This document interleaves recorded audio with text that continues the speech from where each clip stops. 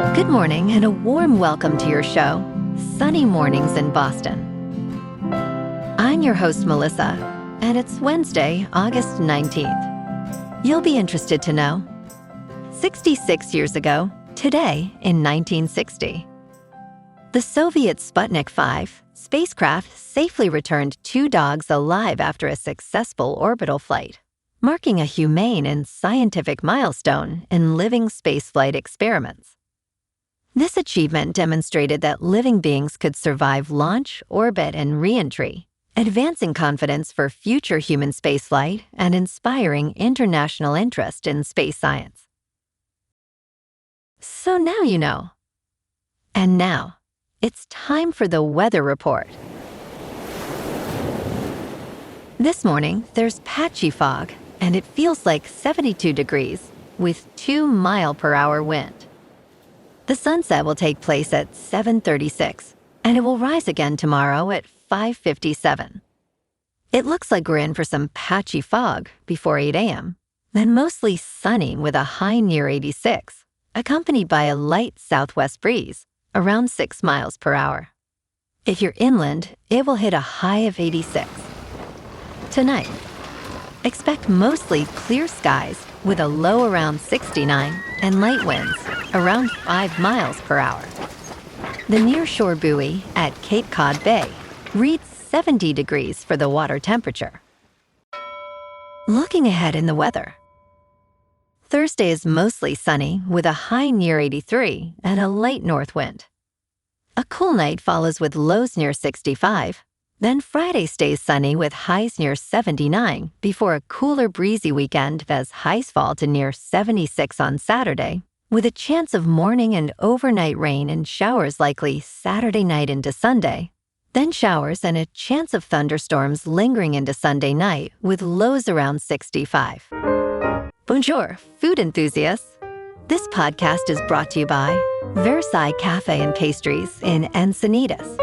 Nestled on El Camino Real South, just north of Encinitas Boulevard, this cafe is a haven for culinary delights. Indulge in their amazing Eggs Benedict or their gluten-free crepes.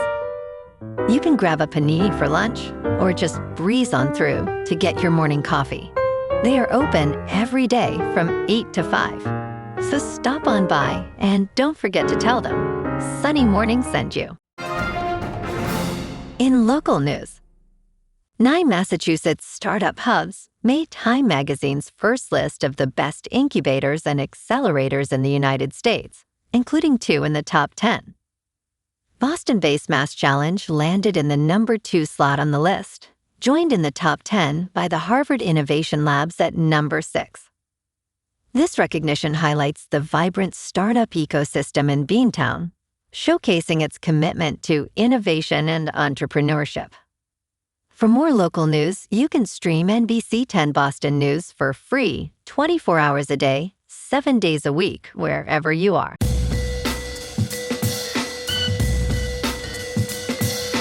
Now on to sports. It may seem odd that the sale of the San Diego Padres and the Los Angeles Lakers would become a flashpoint for Major League Baseball's push for a salary cap. But make no mistake, the league and the Major League Baseball Players Association are already teeing it up. For all the talk by Major League Baseball Commissioner Rob Manfred about listening to fans regarding implementing a salary cap, underneath the surface is something tied to it that would massively inflate owner profits. Increased franchise valuations. On Monday, Major League Baseball's owners unanimously approved the record-setting $3.8 billion sale to the new ownership group of the San Diego Padres. Meanwhile, Mark Walter sold the Los Angeles Lakers to Bob Iger and Joshua Kushner for an eye-popping $12.5 billion. In local sports, the Red Sox go for the sweep this afternoon at Fenway. First pitch 4:10 against Arizona. Boston has taken the first 2 of this series by a combined score of 20-5, including an 11-1 blowout Monday night. Peyton Tolley gets the ball against Brandon Pfaadt. The Sox are 68-58, winners of 2 straight, and the bats have been rolling all series. A weak Diamondbacks club and a hot lineup make this a good spot for Boston to finish it off and carry some momentum into the stretch run. Meanwhile, Jayson Tatum is already grinding for next season. The Celtics posted workout clips of him hitting one-legged threes and fadeaways that racked up 250,000 views, plus footage of him and Joe Mazzulla in a boxing session. Tatum played just 16 games last year recovering from a torn Achilles, and with Jaylen Brown now in Philadelphia, he is set to shoulder a bigger offensive load. The C's looks ready for it. In top news, State Farm is sending $5 billion in dividend checks to customers. Millions of customers are receiving checks after the company's largest dividend in history was announced earlier this year. More than 7.2 million checks have been mailed since payments began on July 31st, with another 3.8 million set to go out this week, according to Steve Baldwin, a spokesperson for State Farm. Customers with an auto insurance policy in force between January 1st, 2025 and December 31st, 2025 are eligible for a refund. The average refund will be $100 per vehicle, but exact amounts vary based on premiums paid. In business news, prediction market platform Kalshi, in a regulatory filing on Tuesday, revealed it is seeking to launch perpetual futures tied to equity indexes. This latest move aims to expand beyond its prediction markets offerings, which began in late May when Kalshi first received approval for perpetual futures tied to cryptocurrencies. Perpetual futures, colloquially known as perps, are contracts without expiration, allowing traders to track asset prices continuously. Kalshi's US 500 perp would tie to the Mercubi US Large Cap Index, tracking the largest 500 companies in the U.S.